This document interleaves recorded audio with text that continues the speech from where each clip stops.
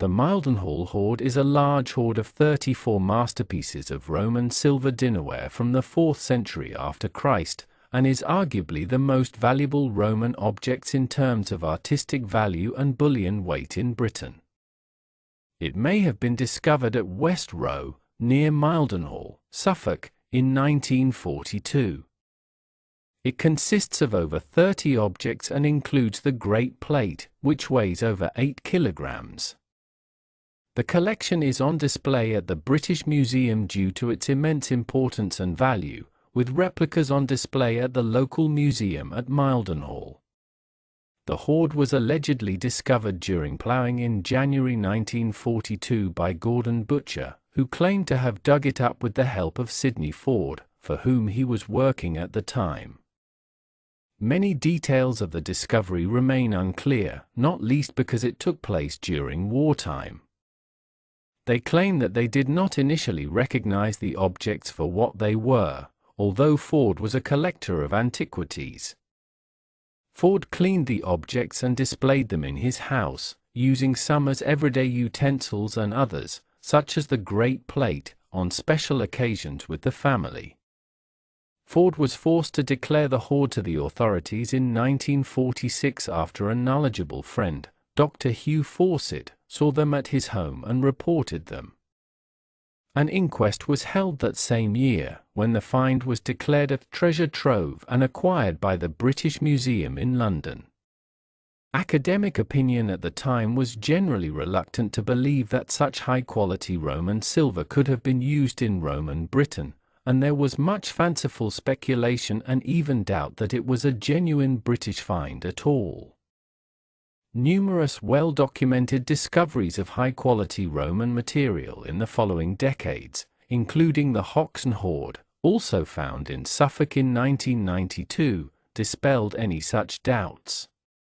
In the 1990s, Richard Hobbs drew attention to the importance of Roald Dahl's partly fictional account and examined the issues surrounding the actual find.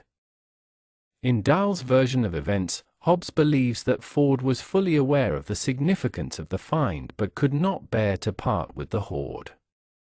He kept and restored it in secret, but 2 of the spoons left on display were seen by an unexpected visitor, Dr. Fawcett. Ford and Butcher were each awarded £1,000 as discoverers, although not necessarily the full reward ex gratia, as the find was not properly reported and as most of those involved doubted that Ford and Butcher had given a true account of the find. The 2 archaeologists representing the British Museum at the inquiry, Tom Lethbridge and Major Gordon Fowler, continued to investigate the find for several years after 1946, but in the end they could only be certain of one thing, that Ford had not told the truth about how and where he had obtained the treasure. In the words of Paul Ashby, Ford's account is obviously false and the source of the treasure is a case of ignotum per ignatius. The Mildenhall find was exhibited in its entirety in the British Museum immediately after the necessary registration and conservation following its acquisition in 1946, and has remained a permanent part of the museum's Romano-British Gallery ever since, with occasional items being loaned for special exhibitions both at the museum and elsewhere. John Brailsford immediately published the first short, summary catalogue of the find, and subsequent revised editions of this brochure were published in 1955 and 1964. A somewhat fuller, though still brief, study by Kenneth Painter appeared in 1977. Note that the catalogue numbers in Painter 1977 cited in the descriptions below correspond to the sequence of museum registration numbers, 1946, 10, 1 and 1, 34, established in the original curatorial list of objects. The most striking object in the hoard, the Great Plate, has been illustrated and mentioned in countless publications, including a major article on late Roman illustrated plates. The hoard consists of silver dinnerware of a type used in the 4th century, and was probably hidden sometime in that century. Most of the objects are relatively large and all are of very high quality workmanship. The hoard consists of 2 large serving trays, 2 small decorated serving plates, a deep fluted bowl, a set of full large decorated bowls, 2 small decorated bowls, 2 small pedestal plates, a deep bowl with flanges and a deep domed lid, 5 small round ladles with dolphin-shaped handles, and 8 long-handled spoons. The large plate, also known as the ocean plate or Neptune plate, from the face of a sea god in its center, which is 605 mm, 23.82 inches, in diameter and weighs 8.256 kilograms, 18.20 pound, is the remarkable work. The decoration, made by punching on the front, is in 3 concentric zones. The center depicts the head of a sea deity, probably Oceanus, the personification of the ocean, in full length, with a beard of seaweed, and dolphins emerging from his hair. This portrait is surrounded by a narrow inner frieze of decoration populated by nereids, sea nymphs, tritons, and other mythical and natural sea creatures, while the deep outermost zone bears images of the Bacchic Thyisos, the dancing, playing of music, and drinking of the god Bacchus. Specifically, it depicts the triumph of Bacchus over Hercules. Hercules is shown staggering drunk and supported by 2 obliging satyrs. Bacchus himself appears with his panther and Silenus at the 12 o'clock position on the circle relative to the orientation of Oceanus' head, so that in most illustrations of the plate he is depicted upside down at the top of the picture. The god Pan also appears in the composition, dancing and waving his flails, as do several dancing Maenads, Bacchus female worshippers, and satyrs. The whole design is traditionally pagan and is superbly executed.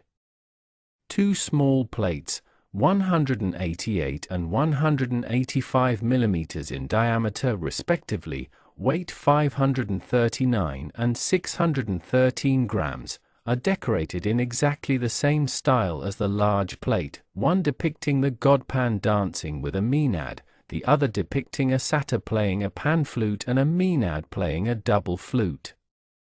Both small plates have an inscription in Greek on their underside, eutheriou, meaning property of eutherios. Both also have a bold, beaded border, as do the large plate itself and several other objects in the collection. Another large, flat serving tray is almost as large as the large dish, measuring 556 mm in diameter, but is decorated in a very different and more restrained style, consisting of linear geometric decoration inlaid with contrasting black niello, silver sulfide, to form a wide border and a circular central panel. A deep, fluted bowl with 2 small swinging handles, which were detached during the discovery, as the solder tended to loosen during burial, is of the type found in several late Roman silver hoards, such as those in the Esquiline hoard from Rome and from Traprain Law in Scotland. The type is thought to have developed from earlier shell-shaped bowls and was used to hold water at the dining table for rinsing the hands of diners. The sharp geometric design in the center of the Mildenhall fluted bowl depicts a 6-point, Jewish star, a device which had no specific symbolic significance in the Roman period, but was simply one of many popular geometric figures. The covered bowl is a vessel of particular interest. It is the earliest object in the hoard and the only one whose general area of manufacture in the Roman Empire is known with certainty. It belongs to a type known to have been produced in Gaul in the 3rd century after Christ. It has a narrow, horizontal flange set below the vertical rim and decorated with inlaid niello scroll motifs, and a small niello rosette in the central base. It has a tall, domed lid that fits snugly over the vertical rim and is decorated in a very different style, with 2 friezes of low-relief decoration. The upper area consists of conventional foliate ornament, while the lower is a scene of centaurs attacking various wild animals, separated by Bacchic masks.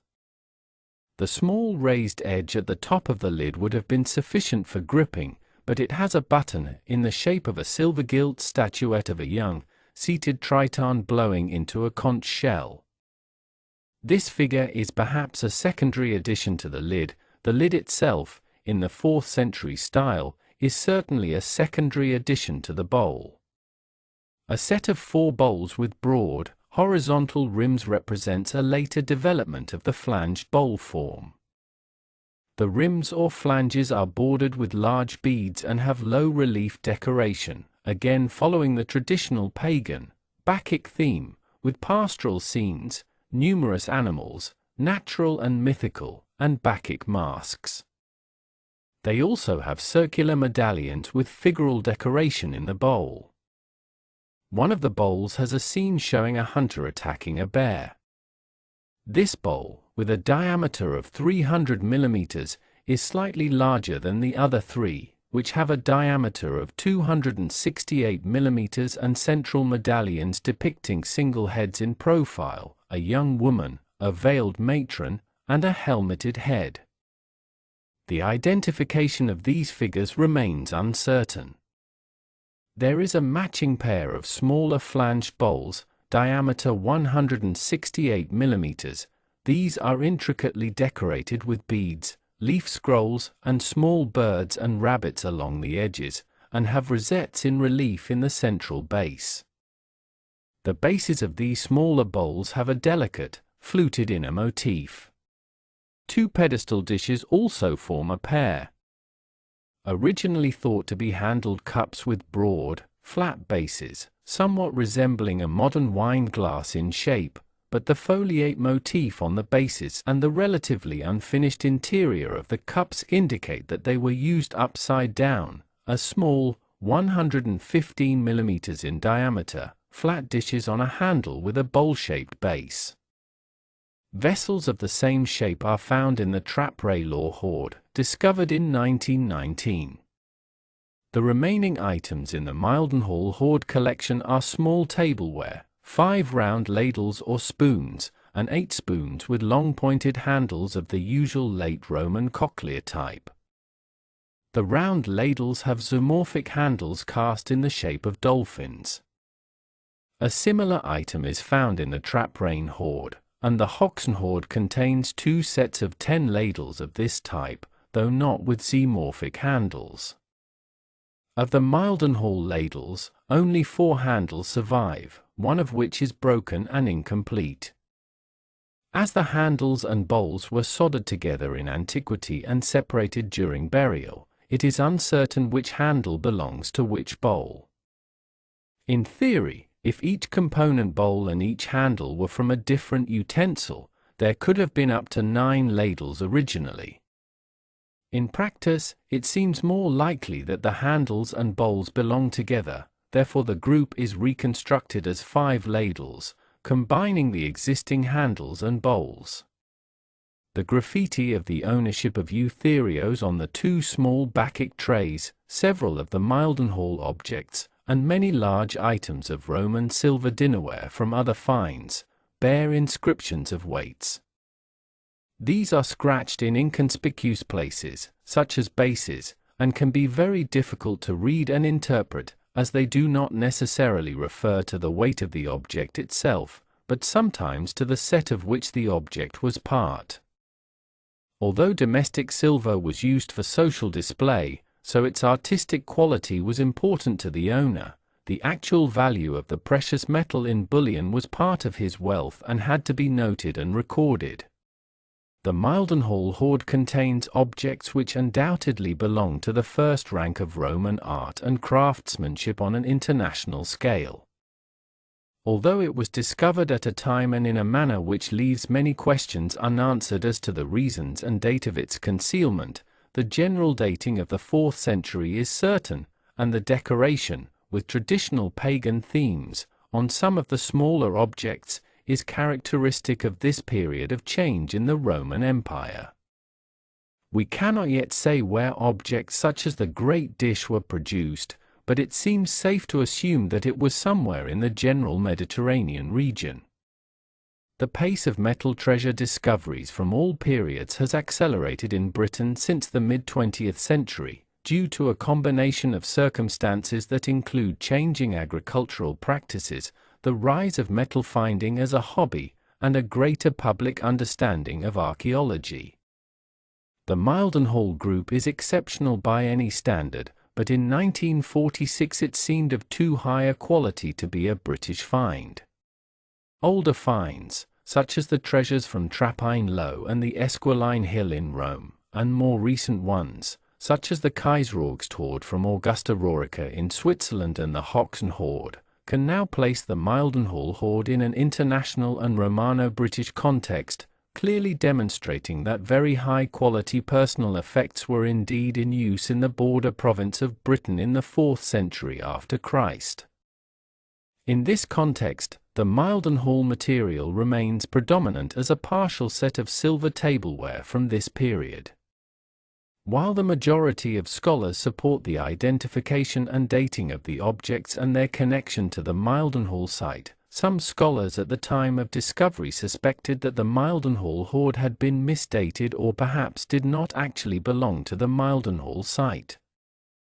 They argued that the objects did not conform to the style and quality of workmanship expected in provincial Roman Britain, and that since none of the objects showed damage from having been discovered with a plough or spade, it was likely that they had not actually been buried at Mildenhall all these centuries, but rather had come from somewhere else. Some have suggested that the objects were looted from sites in Italy during World War II, brought back to England and reburied to stage a discovery, although most scholars do not place much weight on this theory and stick to the standard version that the objects were hidden by fleeing Romans who intended to return for them later but never did. The argument that the British countryside did not have such high-quality silverware has been refuted by a number of subsequent discoveries, such as the Hoxton Hoard, discovered in Suffolk in 1992. Thanks for watching. Subscribe to the Golden Treasure channel. Stay tuned for new updates and give the video a thumbs up in support.